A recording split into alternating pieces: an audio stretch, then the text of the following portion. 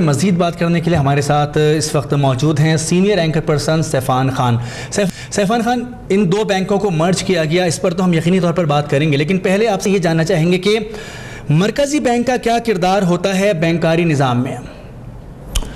دیکھیں, انتہائی اہم مونس کردار ہوتا ہے, اور بالخصوص اس کیس کو جس طرح آفتابی ڈیٹیلز بتا رہے تھے, یہ معاملہ 20 ارب روپے کے کنسیشنری لونز کا ہے. اور اگر آپ شروع سے دیکھیں, یعنی جو ٹرائی پارٹی ایگریمنٹ ہوا, ایک آڈٹ فرم کو بیچ میں لایا گیا, اس آڈٹ فرم کو جس طرح کانٹریکٹ ایوارڈ ہوا, اس میں قواعد و ضوابط کی جس طرح خلاف ورزی اسٹیٹ بینک کے اپنے رولز کی ہوئی, وہ الگ تھا معاملہ. اس کے ساتھ ہم نے دیکھا کہ تقریباً جو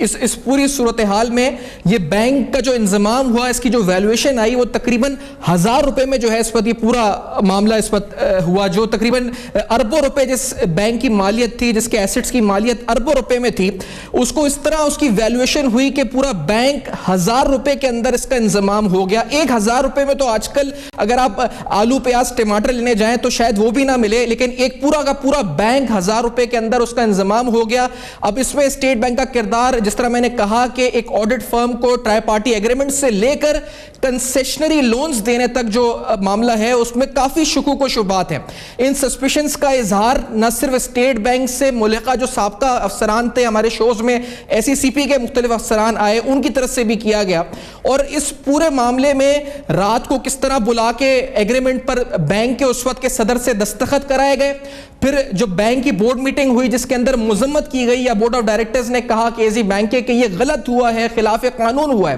تو اس پر اس منٹ آف دا میٹنگ کو کس کے پریشر کے اوپر تبدیل کر دیا گیا, اسٹیٹ بینک کے افسران نے کیا پریشر دیا, کیونکہ نیب کی انکوائری رپورٹ میں بڑے اہم ترین سنسنی خیز انکشافات ہوئے تھے. اور یہ بہت امپورٹنٹ انویسٹیگیشن مرکزی بینک کے کردار, نہ صرف مرکزی بینک کا کردار بلکہ بینکاری نظام کے لحاظ سے بڑی اہم ہے. اگر ایک بینک 1000 روپے فروخت ہو جائے تو نہ صرف پاکستان کے فائنینشل سسٹم پر اس کا امپیکٹ, بلکہ عالمی سطح کے اوپر, کیونکہ پوری دنیا کی نظریں پاکستان پر مرکوز ہیں, ہم ایک گلوبل ولیج میں ہیں, ہماری جو ٹرانزیکشنز یا گلوبل فائنینشل سسٹم ہے اس پر بھی پوری دنیا میں اس کا اثر جو ہے وہ لیا جاتا ہے کہ کس طرح سے ایک بینک 1000 روپے کے اندر اس کا انضمام ہو گیا, ٹرائی پارٹی ایگریمنٹ غیر قانونی, اس کے بعد کنسیشنری لونز دینا اور دیگر حوالوں سے سرمایہ کاری جو آنے والی تھی, کیپٹل انویسٹمنٹ اس بینک میں آنے والی تھی, اس سرمایہ کاری کو کس طرح روکا گیا, اس کے دروازے کس طرح روکے گئے. اور پھر جب اسلام آباد ہائی کورٹ میں ایک پٹیشن دائر کی گئی, اس کو واپس لینے کے لیے اسٹیٹ بینک نے اس بینک کے اسپانسر سے کیا کہا, اسٹیٹ بینک کے آفیشلز نے, تو یہ معاملہ جس طرح انکوائری رپورٹ میں سامنے آئے تھے, اس کے بعد واضح طور پر یہ آنکھیں کھولنے کے لیے یہ جو اس کے انکشافات تھے حیران کن نیب کی انکوائری رپورٹ میں, کیونکہ 2015 سے یہ معاملہ چل رہا تھا, 2015 سے ہم نے دیکھا تھا کہ انکوائری کہا گیا تھا کہ ہوگی, اور پھر جو بینک نیب کا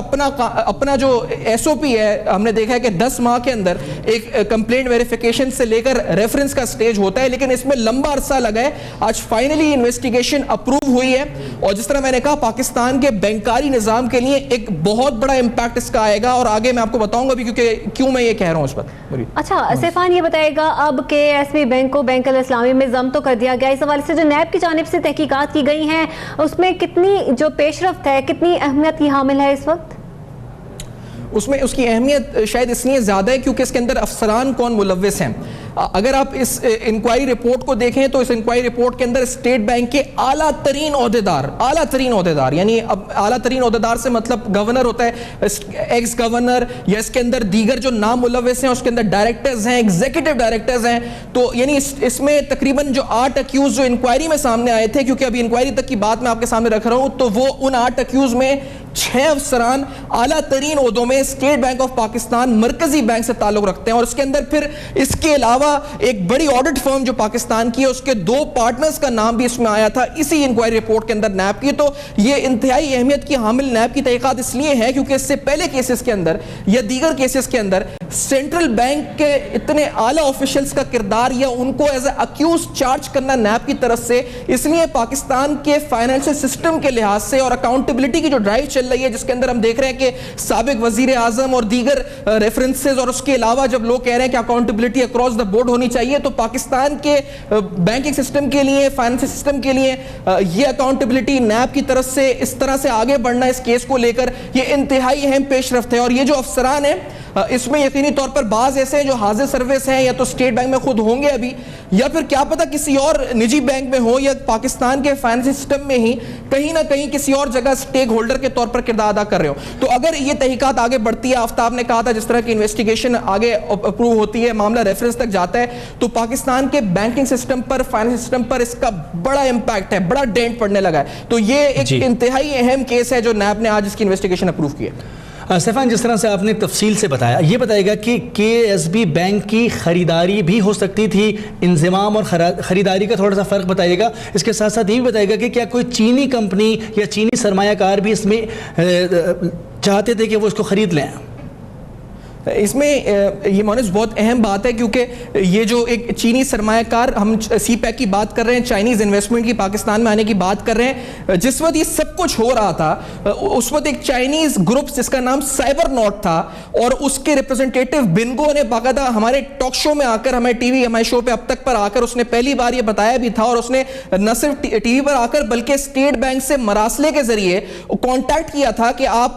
ہم چاہتے ہیں کہ ہم کیپٹل انویسٹمنٹ کریں اس بینک کے اندر, آپ اس بینک کو کی کیپٹل انویسٹمنٹ ہمیں کرنے دیں, آپ اس کے حوالے سے انضمام یا دیگر حوالے سے نہ بڑھیں. یعنی اسٹیٹ بینک کے پاس ایک چوائس تھی, اور وہ تقریباً $100 ملین کی انویسٹمنٹ تھی. ان کا جو پلان تھا اس میں ہم نے دیکھا تھا کہ جو پہلا فیز تھا اسی کے اندر تقریباً $10 سے $15 ملین, اور آگے جا کر 2-3 فیزز میں بہت بڑی انویسٹمنٹ میگنیٹیوڈ کی چائنیز سائبر نوٹ گروپ کرنے جا رہا تھا KSB بینک کے اندر. تو اس بینک کا جو میجر مسئلہ تھا وہ کیپٹل انویسٹمنٹ, کیپٹل انجیکشن کا تھا. اس میں لیکوڈیٹی کرائسس اس بینک میں کہیں نہیں تھا. تو جب کیپٹل انجیکشن کا مسئلہ چائنیز حل کر رہے تھے, اور چینی سرمایہ کار نہ صرف مراسلے لکھ کر انہوں نے رابطے کیے, ملنے کی کوششیں کری, بلکہ کچھ آفیشل سے ملے بھی اسٹیٹ بینک کے, اور یہ بات نظر آ رہی تھی کہ شاید چینی سرمایہ کار اس بینک میں آ جائیں گے اور اپنا سرمایہ $100 ملین کا لگا دیں گے. تو آخری وقت پر اسٹیٹ بینک کی طرف سے اس جو ان کا ایسکرو اکاؤنٹ کھولنے کی ریکویسٹ تھی اس کو ریجیکٹ کر دیا گیا تھا. تو یہ بڑی اہم بات ہے کہ اسٹیٹ بینک نے آنے والی سرمایہ کاری $100 ملین کی اس کو کیوں روکا, کس کے کہنے پر روکا. اسٹیٹ بینک کے جو آفیشلز انوالوڈ ہیں اگر ان سے پوچھا بھی جائے گا کیا آپ نے خود روکا. اور چینی سرمایہ کاری جو اسٹریٹجک ویلیو اس کی بڑی اہم ہوتی ہے, $100 ملین کی اگر ایک بینک میں آ رہی تھی تو آپ نے اس کو روک کر, ان کے جو پلانز تھے وہ بہت وسیع پلانز تھے, کیونکہ ہم نے ان سے بات بھی کی تھی, تو وہ نہ صرف پاکستان کے بینک سیکٹر میں بلکہ دیگر حوالوں سے اور سیکٹر سے بھی انویسٹمنٹ کرنا چاہتے تھے, اور پاکستان کا ایک بہت بڑا بینک چین اور پاکستان کی سرمایہ کاری سے اس بینک کو قائم کرنا چاہتے تھے. تو یہ ایک ڈینٹ پاکستان کے بینکنگ نظام پر بھی اور آنے والی فورن انویسٹمنٹ پر بھی تھا, جو ہم نے دیکھا کہ KSB بینک کی وجہ سے آیا ہے. اور نیب کی تحقیقات میں ہم امید کرتے ہیں کہ پس پردہ چہرے بھی سامنے آئیں گے جو اسے ملوث رہے, جن کی وجہ سے $100 ملین کی انویسٹمنٹ روکی پاکستان آنے سے. بہت شکریہ. Senior anchor person Saifan Khan ہمیں تفصیل سے بتا رہے تھے.